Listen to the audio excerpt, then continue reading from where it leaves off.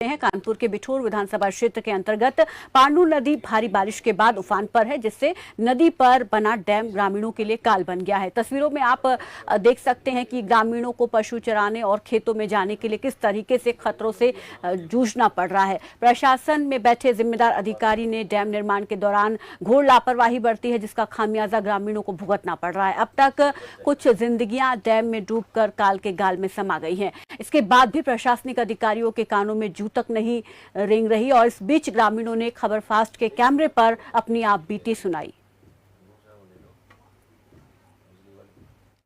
हम इस वक्त मौजूद हैं कानपुर के बिठूर विधानसभा में। हम आपको तस्वीरों में जो दिखाएंगे कहीं न कहीं आपके मन को विचलित कर देगा।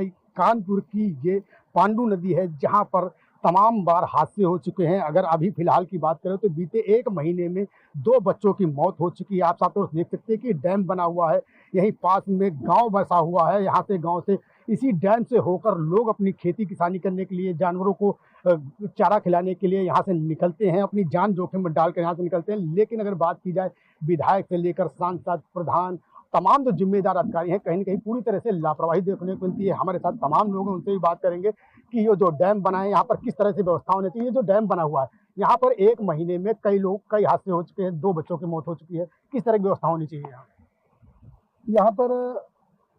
जैसे ये खुला हुआ है, कभी पानी ओवरफ्लो हो जाता है, कभी पानी डाउन हो जाता है। तो डाउन में तो आदमी उस पार भी जाता है, लेट्रिन वगैरह चलता है, जानवर भी चराता है।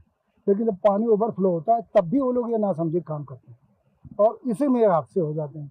तो यहाँ जाली लगनी चाहिए, कम से कम लोहे का गेट तो जाल टाइप में हो, आवश्यकता पड़े तब खुल जाए और नहीं तो बंद रहे परमानेंट, तो कोई आ जा नहीं पाएगा।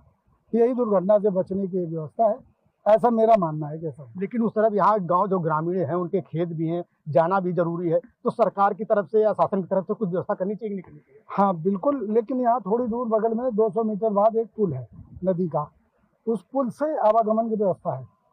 तो आदमी शार्ट करके हमारे ये रास्ता अपनाता है तो दुर्घटना हो जाए।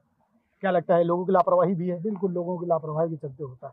आपको क्या लगता है जो यहाँ पर डैम बना हुआ है, यहाँ पर कुछ व्यवस्थाएं होनी चाहिए ग्रामीणों के लिए, नहीं होनी चाहिए? जी हाँ, पूरी तरह से काफी व्यवस्थाएं होनी चाहिए। अगर ये कवर हो जाएगा तो पहली बात तो हमारे पशु सुरक्षित रहेंगे और हमारे जो छोटे छोटे बच्चे खेलते हुए, आप देख सकते हैं यहाँ पर मैदान पड़ा हुआ है, तो यहाँ पर बच्चे और भी लोग आते हैं किसी काम से, तो वो अचानक जो जाते हैं, जो हमारे यहाँ भी आपने रिसेंटली देखा होगा कि जाने गई है कई लोगों की, तो इन चीज़ों से हम सभी लोगों को, हमारे सभी नगरवासियों को सहूलियत हो जाएगी और किसी का भी जान माल का मतलब खतरा नहीं होगा फिर यहाँ पर।